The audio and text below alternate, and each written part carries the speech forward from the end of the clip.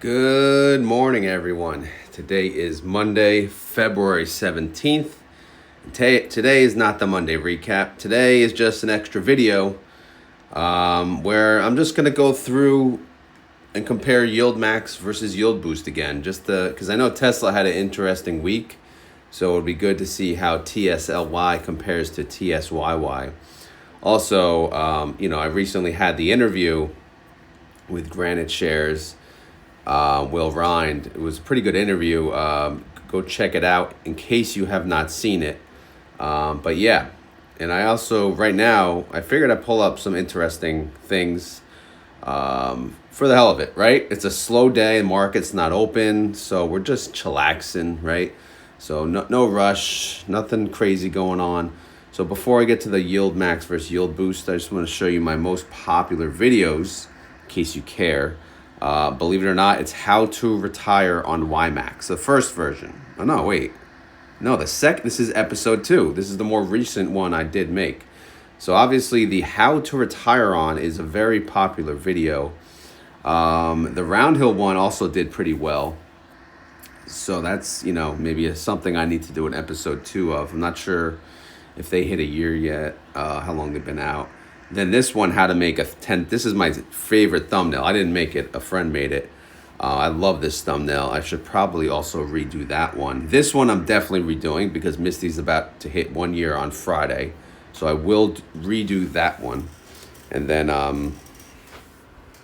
so this is the, here's YieldMax again, 18K. It says 2025. No, that's 3 weeks ago. This is 8 months ago. Why does that say episode? Oh, episode 2. So yeah, never mind. That YieldMax one, that was the first one I posted, and this was the second one I posted. So clearly the how to retire on, those videos do well. So if you haven't checked them out, go check them out. And I always, of course, I do share the spreadsheet that I create in those videos on my Discord. Some other popular videos, Group D, estimation videos. There's another, how to retire on Coney. There's a popular one of another Roundhill, another estimate. So you get the gist. And before I get out of here, I just want to show some analytics as far as who the audience is. Always good, interesting stuff to me. People watch from 46% watch from the phone, 25% watch from the computer, 21% from the TV. That's a surprise, to be honest. I can't even imagine people watching on the TV. If you're one of those people, let me know in the comments. Age brackets, 13 to 17, 0. Well, no surprise. I marked that it's not for kids anyway, because sometimes I slip with the language here and there, so it's just better be safe than sorry. 18 to 24, that's kind of a letdown, only 1%. But again, when I was between 18 and 24, I was not thinking about investing. 25 to 34, that's 11%. That's, a little better. Then we got 35 to 44, 24%. That's, within my age gap. 45 to 54 is 25%. 55 to 64, 23%. And then 65 plus 13%. So overall, kind of as expected. The gender thing, man, it's crazy. Only 7.9% female watch this channel. But again, I guess a lot of female, they don't really get into the investing side. More than likely the husband does. But again, how do you raise that audience? I have no idea. But if you're a female, all you can do is share, right? Share with your friends if they care. But obviously 92% male. Geography, where do people watch me? Well, 75% from US, makes sense, right? Canada, 9%, and then Australia, 0.9%. And then, watch time from subscribers. 67% of my watch time is from subscribers. 32%, that's a big number actually, are not subscribed. So if you're not subscribed, I guess hit the button, man, right? What are you waiting for? It's just easier because once you hit subscribe, you can hit the notification bell and it'll let you know, when my videos come out. If you want, of course. And then there's what your audience watches. And then there's, health and wealth comes up. Obviously, we all know health and wealth. We gave them a shout out this week. Natalyze, Not sure who that is. I'll have to check him out. Entrepreneur, investor, we know him. Haven't seen him in a while. Health and wealth again, unconventional wealth. But yeah, so, again, just some interesting things there. But figured I'd bore you with that. Why not, right? A little boring intro, and then let's get to the main event here. By the way, I'm in New Jersey, right? And it's freaking so windy all day yesterday and then all night. So my son has been getting up throughout the night. It has not been a good night's sleep. That's 2 nights in a row, actually. Pretty bad night's sleep. If you care. Well, people with kids probably, they feel my pain. All right. Ready? Here we go. So we recently did this not that long ago. So anything in blue I actually covered. So this is actually a pretty recent update. I'm only doing for the week, right? So let's go through every single day. So Tesla on February 8th, it went down 3.01%. TSLL went down 5.96%. That makes sense, right? Because TSLL is the 2X fund of Tesla. So it's going to move 2 times approximately what Tesla does. All right, so that's a big down day. Let's see how TSLY reacted. TSLY went down 2.71%. Why did TSLY go down 2.71%? Well, basically, it tracks the movement of the underlying through the synthetic position. All right, so the buy call, the sell put, that mimics the movement of the underlying, which is Tesla. So it makes sense. And then obviously it doesn't go down as far as Tesla goes. And the reason for that is they sell covered calls. So as Tesla does go down, the covered call value, the amount to close it decreases, which would actually increase the total net asset value of the TSLY fund. So that's why TSLY only went down 2.71%.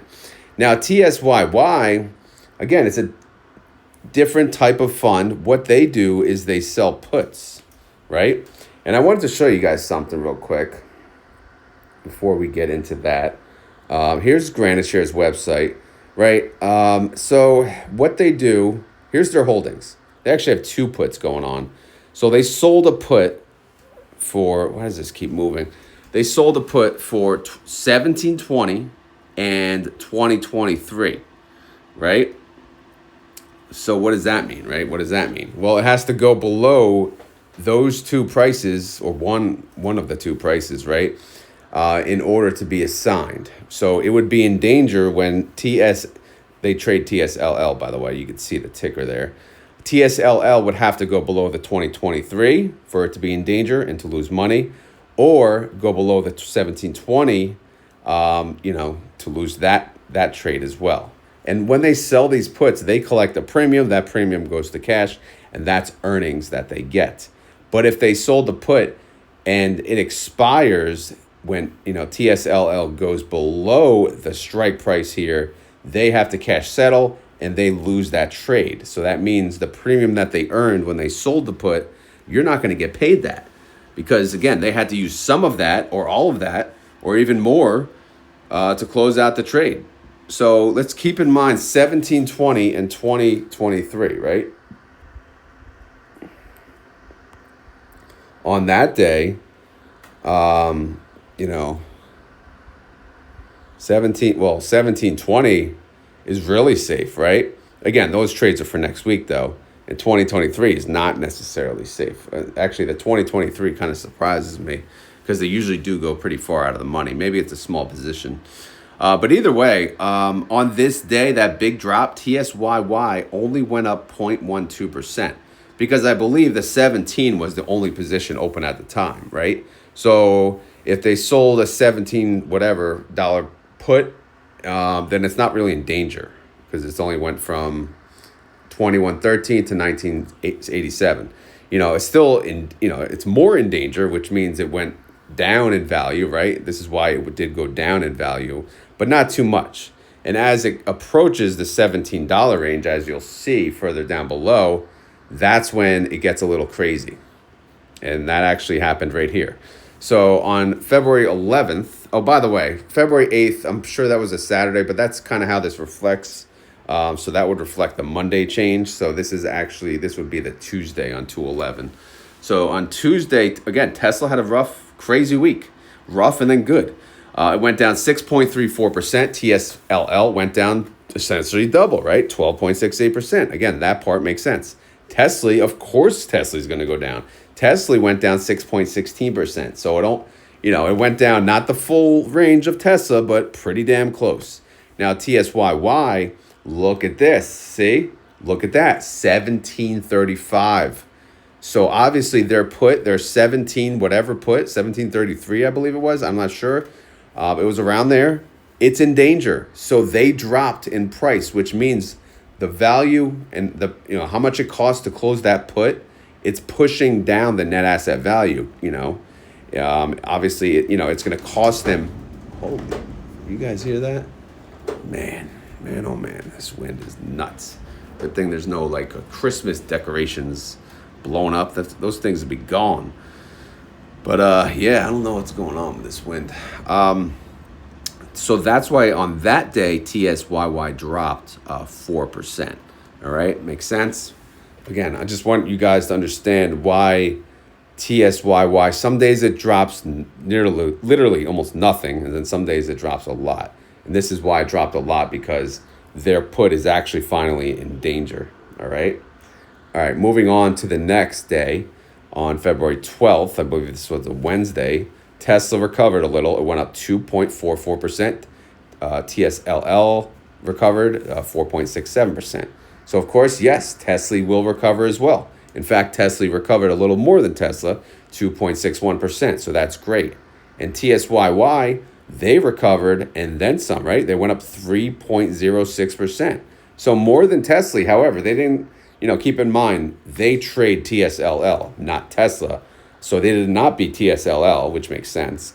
But again, as TSLL price went further away from their strike price on the put, the value, their net asset value did continue to grow. Okay, does that make sense? Awesome. All right, so let's go to the next day. The next day, Tesla went up 5.77%. Big day, man. That's nuts. That's why last week was crazy, and I felt the need to make this video kind of as its own separate thing. It's worth talking about. TSLL, again, double, right? Double, 11.62% increase. Crazy. All right, so Tasley, clearly, it dropped a lot because, I'm sorry, it didn't drop. It increased a lot.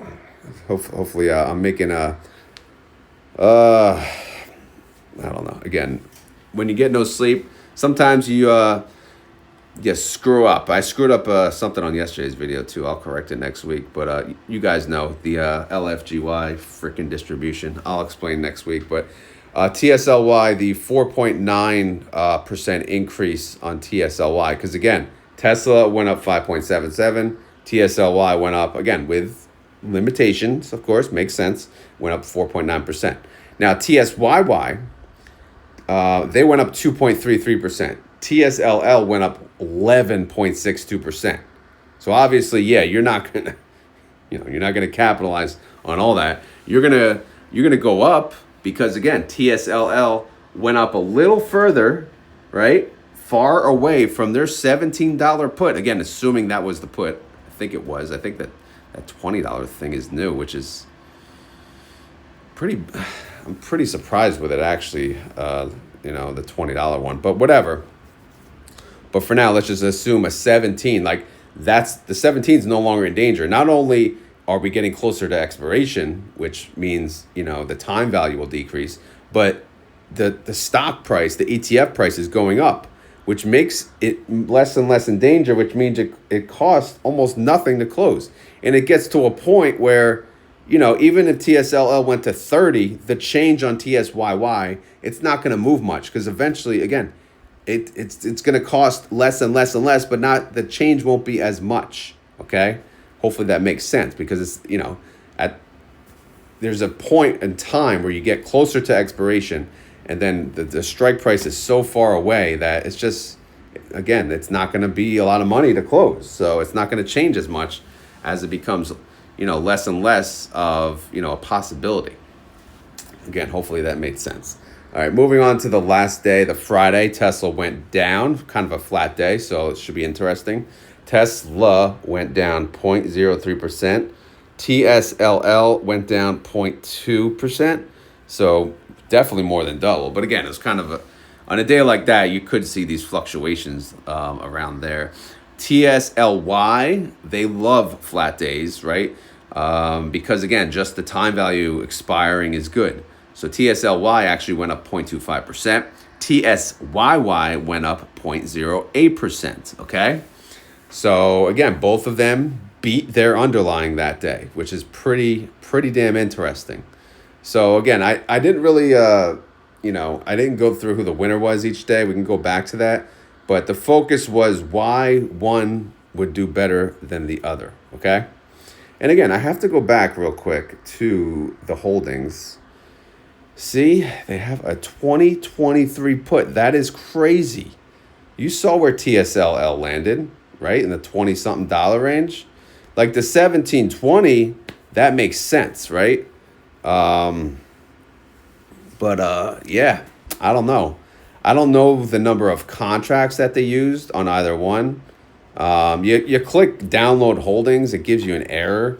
So it's a little hard to tell, but I just can tell you that they have two positions, a 1720. That makes sense. That's far out of the money, but the 2023 is not. Are they getting ballsy? Because their prospectus basically says they're going to do out of the money. So obviously, if I was interviewing him now, that would be a great question. So if anyone has an interview coming up with him, please ask him that, okay? Because I didn't really look into the fund as much until recently. So now it does, after actually speaking with Will Rind, and like I said, please check out that interview. I thought it was a pretty decent interview. It does, I have a little more appreciation for these funds. I did knock them in the beginning saying anyone can sell puts, right? But their strategy, I like it. I do. Not for me though, because again, I do options. If you're someone that does not do options, it's a pretty basic strategy. Like for TSYY, I think he's going to try to yield 25 to 30% and keep your capital flat. That's essentially his goal.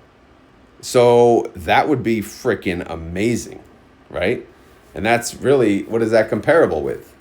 Like FEPI, right? FEPI, 25% dividend, capital flat.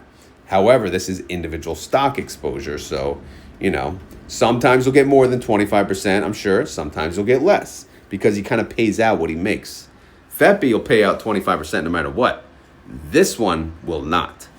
So that's another thing I learned. All right, let's go down to the days. So Monday, TSYY with the win. Tuesday, TSYY with the win. Those 2 days were huge down days. Typically on huge down days, especially if the TSYY puts are way out of the money, TSYY is going to beat TSLY. So 2 wins for TSYY. And then on the recovery day, 2.44% recovery day, TSYY actually took that one. But the bigger recovery day, Tasley took that one on the Thursday, which makes sense. And then Friday overall, TSLY took that one. So TSYY with 3 wins, Tasley with 2. All right. And again, all these other tabs here, they're going to get filled out once Granite Shares does launch. I think the next one he said is in, did he say it's NVIDIA? I forget.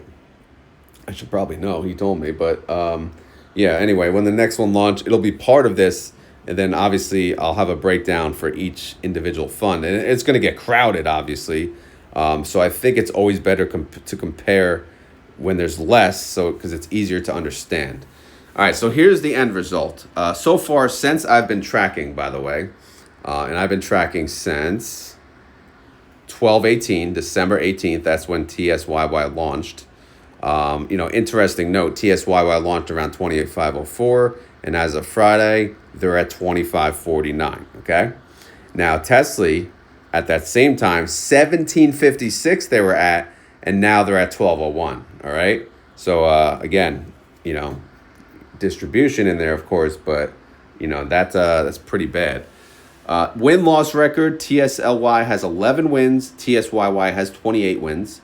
So TSYY with a 72% win ratio against TSLY. NavWar, this is just basically adding up the the NAV increase or decrease each and every day. TSLY, as we saw, went down. It went down 23%, and TSYY did go up overall 6%. So again, solid performance so far. NAVOR of Tesla versus TSLL. This is just for informational. And for me, I'm kind of curious. Tesla has gone down 24% during that period, which makes sense. TSLY going down 23% because, again, it mimics the movement of the underlying. That's why TSYY's positive 6% is even more impressive. You know, when you sell puts a little safer, further out of the money, see what things can do. And guess what? If they did TSLY, they sold calls further out of the money, they could do better as well. Again, you won't get as high as a distribution, but they will do better. And again, I hope YieldMax comes out with funds that do offer that. Because if they do, man, game, set, match, right? They'll take over. I mean, they have to come out with them. And I think they are, but they have to. Yield min. Or yield min. Or mid. Yield mid. Not max. Mid. Give me a yield mid fund. All right, NAVOR, again, TSLL went down 52%. So that's kind of double, right? Double would be 48, but, you know, you get the story. Close enough. YieldWar, based on the last payment, no change since the last video because there's no, you know, these pay monthly. Tasley, their yield is higher. We knew that, 66% yield based on their last payment. TSYY's yield is 34%. But again, imagine a 34% yield with capital flat. Right now they have capital appreciation, but imagine 34% yield capital flat for an entire year. That would be something to look into. That is for damn sure. Total return on, you know, this is adding the capital appreciation plus the dividends. Overall, TSLY, why is that so is that positive? Price. Oh, no, that's just the price, the as-at price. All right. I should probably put just the movement, though. Whatever, it doesn't matter. So TSLY, as we speak, 1201 is the price. Total return negative 20%. During this time period, of course, when I started tracking, which I believe was December 18th, we said TSYY, during the same time period, their value of the fund is 25.49, and they have gone up 5% in total return. All right. So again, interesting funds to compare, different strategies, but you can see kind of what can happen on an options ETF that's more aggressive. Sometimes it doesn't go your way, right? Because if you play Tesla a little safer, things can go your way. You're not going to get as high a yield, which again, that bothers a lot of people, and I get it. But the performance, you know, sometimes it'll bite you in the ass. And this is just proving itself right here. So again, as these different funds come out, I will do the comparison if this is of interest to you guys. Someone, I believe it was asked to do Curve too, but Curve doesn't trade weekly, they trade monthly. So, you know, obviously they go a little further out of the money, but they do pay monthly like these, but I don't know. I'll have to think about it if it's worth it. But I think these are a lot more fun to compare overall. Anyway, guys, let me know your thoughts on this comparison. I know, again, it's pretty recent from the last video, but again, we had such an interesting week. I mean, you saw the ups and downs of Tesla, right? Down 3, down 6, up 2, up 5. Like, what a roller coaster. Like, you can't beat that. Like, Tesla is such a good freaking fund to trade. I mean, it could give you, you know, pains and aches. And sometimes, like, trading, you know, the covered calls that Tasley does with the strikes that they do can, like, destroy us. But again, it's fun. It's not easy. That's for sure. But so far, TSYY is showing maybe it's a little easier than we think. All right. So that's pretty much all I got for today's video. Again, tomorrow will be the Tuesday recap, and then we'll head into the 4-day week, you know, which should be interesting. And then we'll go from there. All right. Sound good? All right, guys. As always, this is not financial advice. I am not a financial advisor. This video is for fun and entertainment. So hopefully you had fun. Hopefully you're entertained. If not, we will try again. When? Tomorrow. No, I don't know. Well, as far as this video goes, whenever, probably 2 weeks from now or 3 weeks from now or whatever. But yeah, please provide feedback on this comparison. Do you guys like the comparisons? Does that, interest you? And obviously, yes, expect a how to retire on Misty. Not this week. Well, maybe this weekend. If I'm lucky, this weekend. If not, maybe the following week. All right, because that's an important video. I do want to get done sooner rather than later. All right. Okay. Outside of that, I got nothing. So if you enjoy this content, please hit the like button. You guys saw the stats. Let's make some noise.